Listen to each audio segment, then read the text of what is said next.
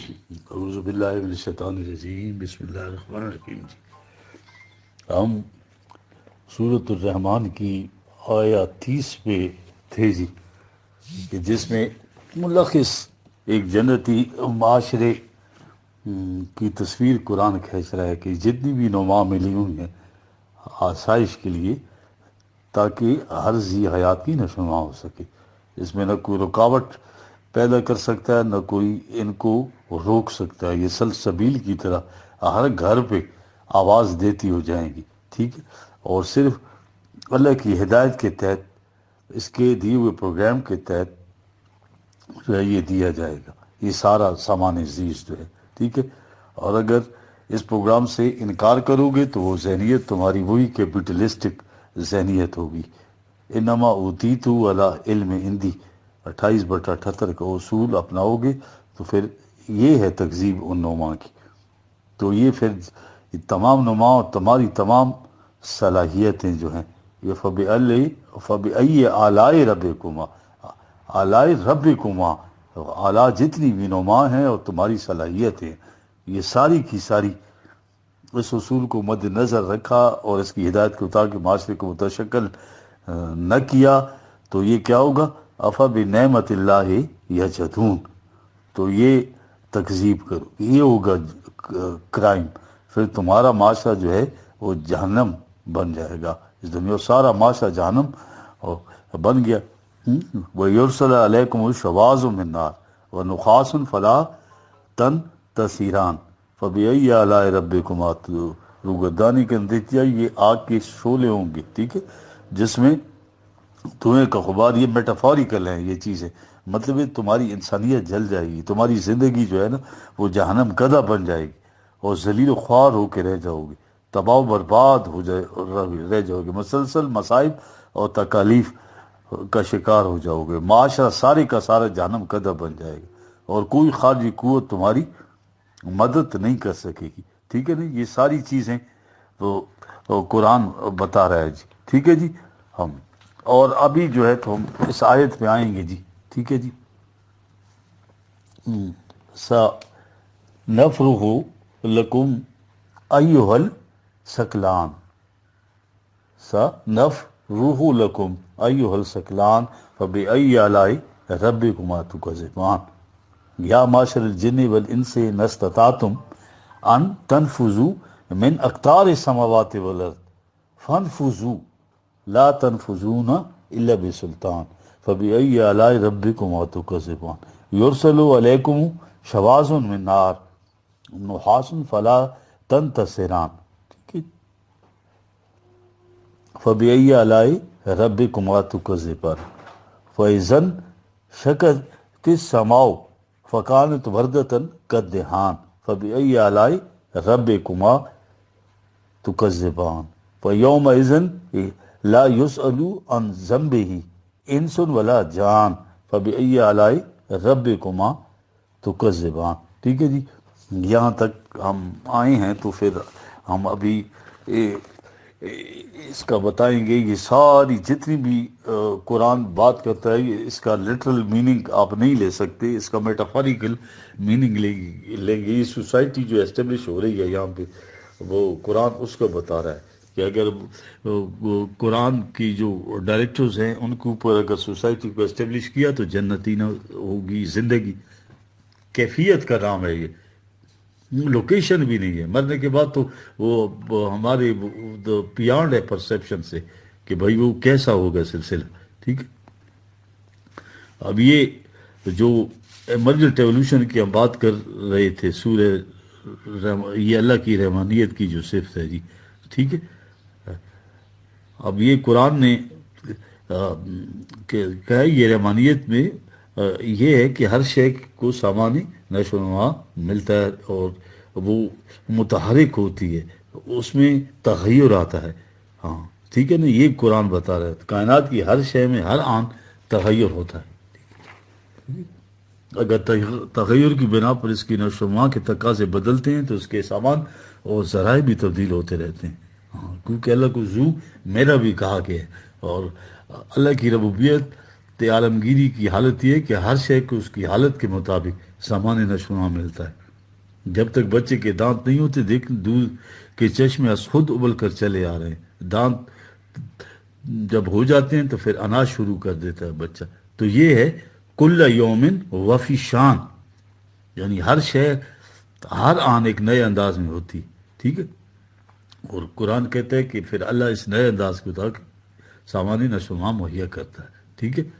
اب جو لوگ قوانین خداوندی کی خلاف ورزی کرتے ہیں، اس سامان ربوبیت کو جس سے اللہ نے وضع للانام ہے 55/10 تمام جانداروں کے لیے یکساں طور پر پیدا کی ہے تاکہ ہر ایک کو ضرورت کے مطابق ملتا جائے، ٹھیک ہے۔ لیکن یہ جو انسان ہے یہ سلب و نہب اور استحصال اور لوٹ گھسوٹ میں مصروف رہتے ہیں۔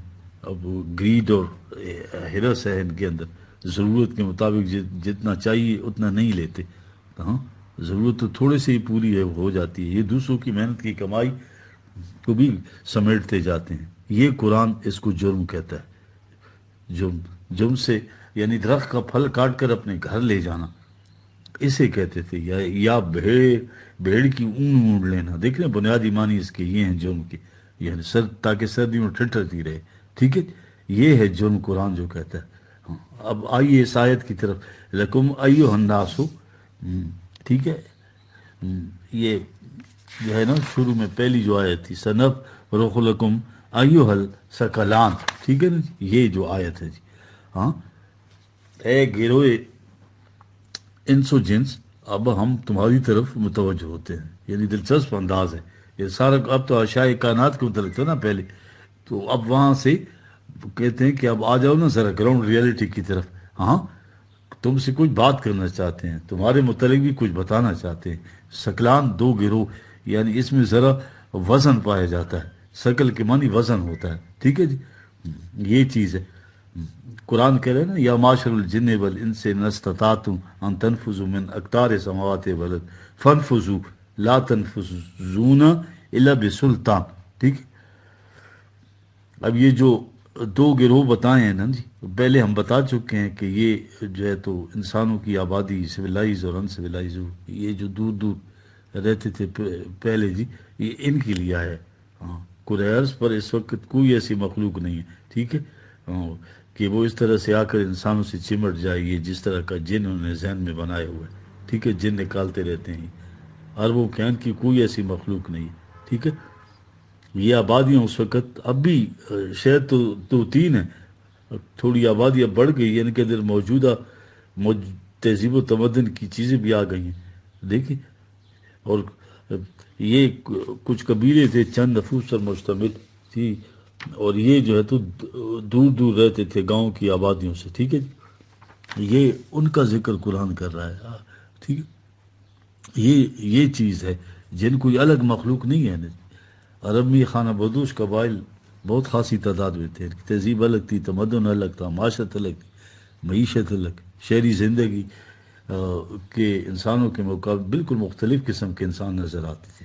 عرب و کائن قبائل کو جو نگاہوں سے اوجھل اور آبادیوں میں دور جنگل و صحراؤں میں رہتے تھے، ان کو جن کہتے تھے، اور جو موانست سے ایک دوسرے کے ساتھ انس اکٹھے رہتے تھے، ان کو انس کہتے تھے۔ جنوں انس کا ذکر جہاں آئے گا قرآن میں تو اس کا مطلب خانہ بدوش آبادی اور شہری آبادی، دیہاتی آبادی یا شہری آبادی، ٹھیک ہے۔ اس زمانے کی دیہاتی آبادی اور شہری آبادی میں بڑا فرق تھا، یہ ہے وہ قرآن ابھی بھی ہے، ٹھیک ہے۔ یہ وہ لوگ تھے جو کچھ وہ جو شہری متودر زندگی سے دور صحراؤں میں، جنگلوں میں، نگاہوں سے اوجھل پہاڑوں پہ رہتے تھے، تو وہ تو ہو گئے جن، اور دوسرے وہ تھے جو شہری اور متبدل زندگی بسر کرتے تھے، یہ ہے جنس و انس۔ جن کوئی الگ مخلوق نہیں ہے۔ اب یہ دیکھ رہے، میں ذرا قرآن کی 2 آیتیں بھی آپ کو سنا دوں تاکہ آپ کے ذہن میں یہ رہے، ٹھیک ہے۔ یہ الناس کہہ رہا ہے قرآن 3/96، ایک آیت ہے جی کعبے کے متعلق، مرکز کے متعلق، اول بیت وضع للناس للذی ببکۃ مبارکا وہدی، ٹھیک ہے۔ یہ دیکھیں جہاں بھی یہ دیکھیں ہمیشہ الناس کے متعلق آئے جی، پہلا جو گھر اللہ نے بنایا کعبہ، مرکز انسانیت کے لیے، دیکھ لیں۔ اور اگلی ایک آیت سن لیجیے، 4/170 جی، یا الناسو کا جاکم رسول بالحق، ابھی ہم بھی الناس آئے، اب ہم بھی الناس آئے، ٹھیک ہے جی. تو الناس کی طرف رسول کو جو ہے حق و صداقت لے کے آیا. ہم نے ایک رسول تمہاری طرف بھیجا. ٹھیک، قرآن میں کسی رسول کا ذکر نہیں جو جنوں میں سے کہا جائے کہ آیا ہے. انسانوں میں سے ہی رسول آتے تھے، انسانوں کی طرف. انسانوں میں دونوں گروہ شامل ہیں. یہ جنوں انس جو ہے اس کے معنی یہ جو بتا دیا گیا، شہری آبادی اور قبائلی آبادی جو صحراؤں میں گاؤں سے دور رہا کرتی تھی، یہ مراد ہے. یعنی دو آبادیوں کا ذکر. یہ جو حضرت سلیمان کے قصے میں جنات کے متعلق بڑی لمبی چوڑی تفصیل آئی ہے، ہاں، کہ ان کو پکڑ کے لاتے تھے، پھر سے اپنے قلعے بنواتے تھے، بڑے بڑے حصار عمارتیں، غوطہ خور ہوتے تھے، سمندر میں غوطے لگاتے تھے، ان کے لیے موتی نکال کر لاتے تھے، بڑی عظیم چیزیں بناتے تھے زبردست قسم کی. یہ اسکلپچر جو ہے تماثیل بناتے تھے، پھر انہیں رات کو ہتھکڑیوں میں باندھ کر رکھا جاتا تھا کہ کہیں بھاگ نہ جائیں. یہ وہ جنات نہیں تھے، ٹھیک ہے نا. اب تو یہ تحقیق ہو گئی ہے کہ پہاڑی علاقے کے لوگ تھے، واشی قسم کے، بڑے سرکش. ان کو پکڑ کے لاتے، ان سے کام لیتے تھے، ان کو جنات کہا جاتا تھا. وہاں بھی لفظ جنس آتا ہے، بلکہ قرآن میں ایک مقام پہ یہ بھی آیا ہے کہ انہیں قبائلی خانہ بدوش کہتے ہیں. یہ آیا کرتے تھے چھوٹی موٹی چیزیں بنا کر، اور یہ اس قسم کی چیزیں یہ شہروں میں آ کر بیچا کرتے تھے. ٹھیک ہے نا. اب ان کے آپس میں شہریوں کے ساتھ ان دیہاتیوں کے یعنی قبائلیوں کے تعلقات بھی تھے، جنہیں قرآن کریم نے انس کا ہے. قرآن میں ایک مقام پر یہ چیز بھی کہی ہے، ٹھیک ہے، یہ لکھ لیجئے. وکالا اولیاء من الانس ربنا استماتا بعضنا بعض، ٹھیک ہے. یہ 6/128. یعنی ہماری کفیت یہ تھی کہ در شہروں کے اندر آیا کرتے، چھوٹی موٹی چیزیں بنا کر لاتے، ہم وہ خریدا کرتے، یا ہم سے شہروں سے اپنی ضروریات کی چیزیں خرید کر لے جاتے تھے. یہ انسان ہی تھے جو آتے تھے. ٹھیک. اب یا معاشر الجن والانس عالم یاتکم رسلم منکم، یہ 6/130. اے جنوں، کیا تم میں سے تمہاری طرف کوئی رسول نہیں آیا؟ اب دیکھیں انس و جن سے، اب جنوں کے لیے تو الگ رسول ہوتا ہے. ٹھیک.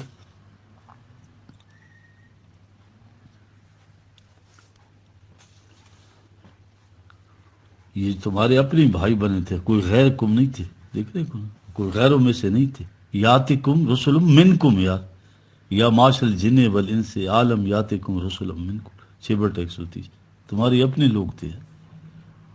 اب دیکھیے جو اگلی آیت ہے، تو یہ انسان کی پرواز اور کائنات کی لامحدود وسعتیں جو ہے، ٹھیک ہے. یہ ایک آیت جو آئی ہے، اس کا ترجمہ ٹریڈیشنل یہی کیا جاتا ہے کہ اے جنس و انس کے گروہ، اگر تمہیں طاقت ہے تو زمین اور آسمان کے کناروں سے باہر نکل جاؤ.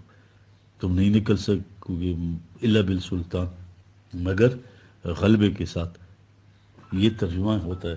یہ آیات مشکل آیات میں سے بتائی جاتی ہے. ہاں، انسانوں سے یہ کہا جائے کہ تم جو ہے تو یونیورس کی جو باؤنڈریز ہیں، اقطار السماوات والارض، ہاں، اس سے نکل جاؤ. اب تو ارض و سما اتنے کہ ہیں کہ فضائی کورے ارض بھی اس کے معنی پوری خالی کائنات ہوتی ہے. اقطار جو ہے باؤنڈریز سے نکل سکتا. اقطار کا مطلب باؤنڈریز. ذرا باہر نکل جاؤ تم نہیں نکل سکتے. اس نکلنے کی خاص قوت، پروانہ راہداری کی ضرورت ہے، ویزے کی ضرورت ہے، اور وہ تمہیں حاصل نہیں. یہ بات ہے. اب یہ کہتے ہیں نا، یہ انسان اس مادی کائنات کے یا ان کی باؤنڈری سے آگے نہیں جا سکتا. یہ جو اب بھی جا رہے ہیں زمین سے اڑ کر آسمانوں کی طرف، تو وہ بھی سماوات کے اندر ہی اندر. اقطار و سماوات سے آگے کوئی نہیں جا سکتا. آگے جانے کا تو آج کی تحقیق کی روح سے سوال ہی پیدا نہیں. اول تو اس یونیورس کا کوئی آخری کنارہ بھی نہیں، محدود کنارہ تو نہیں. ہر چند یہ محدود جو اس کی آخری حد ہے، وہ ابھی تک کوئی دریافت ہی نہیں کر سکا. پھر اسے ایکسپینڈنگ یونیورس کہا جاتا ہے. یہ جیم جینس کی کتاب ہے نا، دی ایکسپینڈنگ یونیورس. یہ کائنات پھیلتی جا رہی، لیکن جو کچھ ہے تو اس کا بھی جو آخری کنارہ کہا جا رہا ہے، تو ابھی تک ذہن انسانی میں نہیں آیا. تجائے کہ اس کے متعلق کوئی انکشاف ہو گیا ہو کہ یونیورس کی حد آخر. ہر کرے کے متعلق تو کہا جائے گا، اور کرہ بھی جو گول ہوتا ہے اس کی کوئی آخری حد نہیں ہوتی. آپ زمین کو دیکھیں، ساری دنیا کئی چکر لگاتے ہیں، تو ان سے پوچھئے کہ تم کوئی آخری کنارہ دیکھا ہے؟ زمین کا آخری کنارہ ہوتا ہی نہیں. بہرحال جو پوری کائنات ہے، یہ مادی کائنات ہے، اس کی اقطار، اس کی باؤنڈریز، اس کی حدود اقدار کے مطلب اس سے آگے جانا تمہارے بس کی بات نہیں، یہ ترجمہ ہو نہیں سکتے، ٹھیک ہے؟ یہ وہ چیز ہے کائنات کی وسعتوں کو محدود کر سکنے کا مفہوم ہے۔ یا معاشر الجن والانس، اے بدوی اور حاضری، حاضر شہری اور صحرائی مہذب اور غیر مہذب گروہ اس کائنات کی حدود سے آگے نہیں نکل سکتی۔ کاہے کے لیے؟ اگلی آیت میں بات صاف کر دی، کہا تم جو کچھ قوانین خداوندی کے خلاف یہ زندگی بس، یہ لا آف ریکوٹل کی بات ہو رہی ہے، اس کے نظام ربوبیت کو تم نے غصب کر رکھا ہے، استحصال کر رکھا ہے، یہ ہے کرائم تمہارا، اور تمہیں پنش کیا جائے گا اس پہ۔ قرآن یہ کہہ رہا ہے، ایک دوسرا نظام تم نے اپنے ہاں قائم رکھا ہے، ایکسپلائٹیشن پہ بیسڈ ہے، کوئی تمہارے پوچھنے والا نہیں ہے، تم دیدہ دلیری سے کہتے ہو کہ ہماری تو گرفت ہی نہیں ہو سکتی۔ جس طرح سے ایک مفرور مجرم ہوتا ہے اشتہاری، وہ گرفت میں نہیں آتا، نکل جاتا ہے، بھاگ جاتا ہے، کہ تم کیا تمہارے ذہن میں یہ ہے کہ ہمارے قانون مکافات کے عمل سے نکل کر اقدار و سماوات والارض سے کہیں اور چلے جاؤ گے، پکڑے نہیں جاؤ گے؟ سنو، تم نہیں جا سکتے، اس لیے کہ ہماری طرف سے عطا کردہ کسی قوت یا پروانہ راہداری کی ضرورت ہو تمہیں حاصل نہیں، تم جا ہی نہیں سکتے۔ جرم کرو، اپنے ہاں کا جو نظام عدل ہے، نظام تفتیش ہے، اس کی عدالت سے تو چھوٹ جاؤ گے دے دلا کے کچھ، لیکن ٹھیک ہے اب ان کی ٹھیک ہے یہاں پہ اس قسم کی اگر جرم کا ارتکاب کیا تو ہماری گرفت سے باہر کہیں بھی نہیں جا سکتے، یہ قرآن بتا رہا ہے جی، ٹھیک ہے؟ قرآن کہہ رہا ہے کہ اس کائنات کی جو باؤنڈریز ہے اگر چاہو ان سے بھی باہر نکل کر کہیں ہماری گرفت سے دور ہو جاؤ تو تم یہ نہیں کر سکتے۔ کہاں جاؤ گے ہماری گرفت سے؟ جرم کرنے سے کیوں کر بچا جا سکتا ہے، یہ قرآن بتا رہا ہے، ٹھیک ہے؟ کہا ہمارا قانون مکافات ایسا نہیں ہے کہ تم اس کی گرفت میں نہ ہو اور اس کے بعد تمہیں سزا نہ ملے۔ اگلی آیت میں پھر وہی ہے فَبِأَيِّ آلَاءِ رَبِّكُمَا تُكَذِّبَانِ، ٹھیک ہے؟ اس کے بعد سوچو تم اللہ کی کس کس قدرت کو جھٹلاؤ گے، ٹھیک ہے؟ ہاں، یرسل علیکم شواظ من النار ونحاس فلا تنتصران، یہ 35ویں آیا ہے۔ چاروں طرف سے اس تباہی کے شعلے تمہیں لپٹ جائیں گے اگر یہ تم نظام نافذ نہ کیا، اور باقی لپٹے ہوئے ہیں، بھوک سے بلبلا رہے ہیں لوگ، یا قبضہ کیا ہوا ہے لوگوں نے ساری چیزوں پر، اور کوئی ایسا نہیں ہوگا جو تمہیں وہاں سے بچا سکے۔ اپنے جرائم کی سزا سے بچنے کے لیے اپنے ذہن تھا کہ نکل جائیں گے، دور چلے جائیں گے، گرفت میں نہیں آئیں گے، شکایت سے بچنے کا سوال ہی نہیں ہے، ہماری گرفت میں ڈیفینیٹلی آئے گی۔ یہ سارا کچھ جو ہے تو یہی اسی دنیا میں ہوگا، ٹھیک ہے؟ یہ قرآن بتا رہا ہے، ٹھیک ہے؟ جنت اور جہنم اسی دنیا سے شروع ہو جاتا ہے، یہ یاد رکھیں جی۔ ہاں،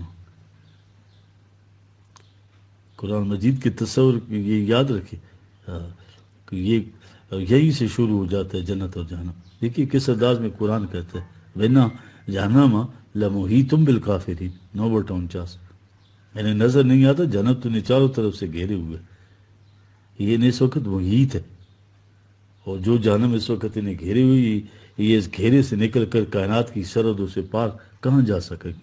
وہ تو اس وقت بھی گھیرے میں ہوئے۔ دوسری جگہ یہی بات کی گئی ہے مختلف الفاظ میں، 82 آیت دیکھ لیں جی۔ یہ مکافات عمل کی حقیقت اور کیفیت جو ہے اس 82 میں بیان کی گئی ہے کہ انہیں تو جہنم نظر نہیں آ رہا، جہنم کی نگاہ میں اس وقت بھی اوجھل نہیں ہے، جہنم تو ان پر محیط ہے، اس کی نگاہوں سے اس وقت بھی اوجھل نہیں۔ یہ اپنی آنکھیں بند کر لیں، اس پہ پردے ڈال لیں تو اور بات ہے، یہ اس سے جہنم سے غائبین نہیں ہے۔ یہ قرآن بتا رہا ہے ساری چیز۔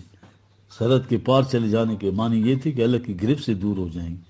پھر اس عذاب کے متعلق کہا یریدون ان یخرجوا من النار وما هم بخارجین منها ولهم عذاب مقیم، یہ 5/37 آیت ہے۔ اس جہنم کے عذاب سے کس طرح سے نکلنا چاہیں گے؟ دیکھیے وہی چیز قرآن نے یہاں بتائی ہے، تصریف آیات سے کام لینا، اس سے نکل نہیں سکیں گے، عذاب مقیم ہے، پکا پرمنٹ جو ہے، اس سے انکار کر رہے ہیں، یہ وہ عذاب ہے جو اس وقت ان پر جو ہے محیط ہے، جس میں وہ داخل ہے، اس سے یہ نکل نہیں سکتے۔ اس کے متعلق تصور کرنا کہ اقدار سماوات والارض سے باہر نکل جائیں، پھر اللہ کی گرفت سے دور ہو جائیں، یہ کس قدر حماقت پر مبنی ان کا ظن ہے، اس سے نکل ہی نہیں سکیں گے۔ دوسرے مقام پہ دیکھیں نا جی، انسان لرز اٹھتا ہے. کلما ارادو ان یخرجو منہا من غم اعیدوا فیہا. 22 سورہ 22 آیا. کوشش کریں گے کس طرح سے جم کر، جیسے کہتے ہیں نا جیل کی دیوار کاٹ کر، سراخیں کاٹ کر، کس طرح سے وہاں نکل جانے کی کوشش کریں. وہ دھکے دے کر ان کو پھر عذاب میں ڈال دیا جائے گا. اس عذاب سے نکلنے کی یہاں بھی کوئی صورت نہیں، کہیں جانے کے لیے جگہ نہیں، پھر دھکے دے کر اس عذاب کے اندر ڈال دیں گے. اس لیے انسان کے امکان میں نہیں کہ اللہ کے قانون مکافات عمل کی گرفت سے بچ جائے یا اس کے عواقب سے بچ جائے. تو یہ سمجھتے کہ کائنات کی حدود سے آگے اقطار و سماوات والارض سے باہر چلے جائے گی، سوال ہی پیدا نہیں ہوتا. دیکھیں ایک اور آیت میں کہا گیا وَرَأَى الْمُجْرِمُونَ النَّارَ فَظَنُّوا أَنَّهُمْ مُوَاقِعُوهَا وَلَمْ يَجِدُوا عَنْهَا مَصْرِفًا. 1853. وہ جہنم کے عذاب کو جب دیکھیں گے اور چاہیں گے کہ اس میں داخل نہ ہوں، لیکن ان کی بس کی بات نہیں، یہ ان کے اختیار میں ہی نہیں ہوگا کہ اس طرح سے اس کو بدل. یہ مکافات عمل کی بات دیکھ رہے ہیں آپ کیسے. جہنم کو کون سی ہے؟ کوئی آگ باغ نہیں ہے یار. جہنم دیکھ رہے ہیں، قرآن نے ایکسپلین کر دی. 104 سورہ ہے، 6-7 آیت. نار اللہ الموقدۃ التی تطلیع علی الافئدہ. یہ اللہ کی بھڑکائی ہوئی آگ ہے یار، جو دلوں کو لپیٹ لے گی. دیکھ رہے ہیں؟ یعنی ہماری دیکھیں ہم زندگی کس جہنم میں گزری جس کی آگ دلوں کو لپیٹ رہی ہے. کوئی ہے ایسا دل جس سے آج سکون میسر ہو، جنہیں ہم بظاہر بڑا خوشحال مرفوع حال کامیاب زندگی بسر کرتے ہوئے دیکھتے ہیں، ان کے بھی دلوں کے اندر جھانک کے دیکھیں، ہم سے بھی زیادہ شعلے بھڑکتے ہوئے نظر آئیں. جس عذاب کی کیفیت ہی ہو کہ اس کے شعلے دلوں کو گھیرنے سے بچ کر نکل جانے کی صورت کیا ہو سکتی ہے یار. دیکھیں ان سے کہہ دو تم یہ سمجھتے ہو ہم اقطار و سماوات والارض سے باہر نکل جائیں گے، اللہ کے قانون کی گرفت سے بچ جائے گی. تم نہیں نکل سکتے، تمہارے پاس یہ استطاعت ہی نہیں ہے. ٹھیک ہے، اس لیے تم اس کی گرفت میں آؤ گے. علیکم شواظ من النار ونحاس فلا تنتصران. 35ویں آیت 55 سورہ کی. اگر تم نے اللہ کے یہ نظام ربوبیت کی مخالفت کی، ٹھیک ہے، تو یہ تم پر تباہیوں کی آگ کی شعلے اور دھوئیں کا غبار چھا جائے گا، اور تم اس مصیبت سے اپنے آپ کو بچا نہیں سکو گے. یہ یاد رکھیں یہ قرآن جہنم کے عذاب کو یہ محسوس پیرائے میں جو بیان کیا ہے تو آگ سے ہی تشبیہ دے کر اس کو بیان کیا گیا. ٹھیک ہے، فَبِأَيِّ آلَاءِ رَبِّكُمَا تُكَذِّبَانِ. ٹھیک ہے، تم اللہ کی کون کون سی قدرتوں کو، کرشموں کو جو ہے تو جھٹلاؤ، قوانین کو. قرآن میں یاد رکھیے لغوی اور مجازی معنی جی جو ہے ان کا بڑا احتیاط کیا جاتا ہے، کرنا چاہیے. فَإِذَا شَقَّتِ السَّمَاءُ فَكَانَتْ وَرْدَةً كَالدِّهَانِ. یہ 37ویں آیا ہے. ٹھیک ہے، اب یہ قرآن کے وہ جو آخری 2 پارے ہیں نا جس میں عذاب، تباہی اور جہنم، ٹھیک ہے، چھوٹی چھوٹی آیتیں ہیں، ان میں سارا معنی دیے ہوئے ہیں. ہاں وہ لغوی معنی عام طور پر لغات کی روح سے لٹرل میننگ تو بنیادی لے لیں، لیکن اس کی آتش کے معنی آگیں جو جلتی، لیکن ایک آتش حسد بھی تو ہے. اسی لفظ آتش کے یہاں کیا معنی ہوں گے؟ یہ مجازی معنی ہے. عربی زبان میں اس کا عام استعمال تھا. قرآن میں آخرت کو طرح ڈسکرپشن ہیں تو کوئی آنکھ یہاں محسوس نہیں کر سکتی. اس کی ٹھنڈے کے لیے ہم نے کیا رکھا ہے جو عالم محسوس نہیں ہے یار، فزیکل ورلڈ نہیں ہے وہ. یہ یاد رکھیں وہ کیفیات کا نام ہے یہاں سے وہاں. بہرحال جو کچھ محسوس چیزیں یہاں ہیں، اگر یہاں جو ہے نخیل کا، کھجور کا، انگور کا، تو ضروری نہیں کہ وہاں اس قسم کی کھجوریں، انار اور یہ چیزیں ہوں، انگور ہوں. مجازی طور پر وہاں کیا معنی ہوں گے؟ اس لیے وہ پہلے سے بتایا گیا تھا. 13/35 جنت کی مثال ہے نا، مثل الجنت التی وعد المتقون تجری من تحتہا الانہار. یہ ساری چیزیں مثال کے طور پر بیان ہوں. ان پاروں میں دیکھیے جہاں یہ آئے گا وہاں آپ یہ کہ تمام الفاظ کے جو مجازی میٹافاریکل تو وہ ہے میننگز ہیں جو عرب لیتے تھے، تو وہ آپ نے لینے ہیں جی. اب دیکھیں جیسے آسمان کہتے ہیں، اس کے متعلق آپ پھٹ جائے گا، سرخ ہو جائے گا. اس طبعی کی آتش فشانیوں کا یہ عالم ہوگا کہ فضاؤں بلندیوں سے پھٹنے والی چیزیں جیسے سرخ پگھلا ہوا تانبا یا تیل کی تلچھٹ جو ہے چمٹ کر چھوٹ ہی نہ سکے. اور ہر شے کو جلا کر تباہ کر دے. یہی چیز بتا رہا ہے قرآن. فَيَوْمَئِذٍ لَا يُسْأَلُ عَنْ ذَنبِهِ انس ولا جان.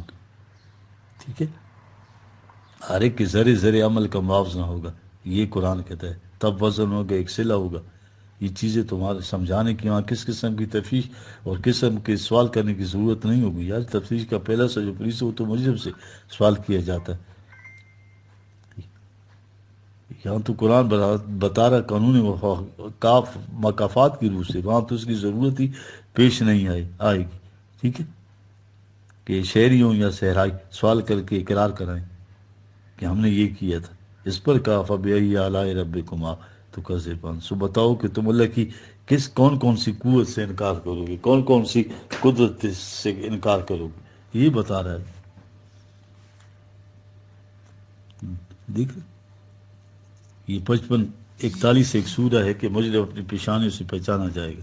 وہاں مجرم شریف انسانوں سے الگ ہو جائیں گے. قرآن کہتے ہیں کہ ایسا معاشرہ اس دنیا کے اندر قائم ہوگا جسے صحیح اسلامی نظام کہتے ہیں. اس کی خصوصیت یہ ہوگی، آج کے مخلوط معاشرے میں تو پتہ ہی نہیں چلتا کہ جو ہمارے ساتھ ہیں وہ ہمارے دشمن ہیں، دوست ہیں. یہ بڑے ہمدرد اور بڑے ناصح بن کر انسانوں کے ساتھ زندگی بسر، اور آخر میں پتہ چلتا ہے کہ یہ تو دھوکہ پہچان میں امتیاز ہی نہیں کر سکتے تھے شریف انسان میں اور اس قسم کے بدماشوں.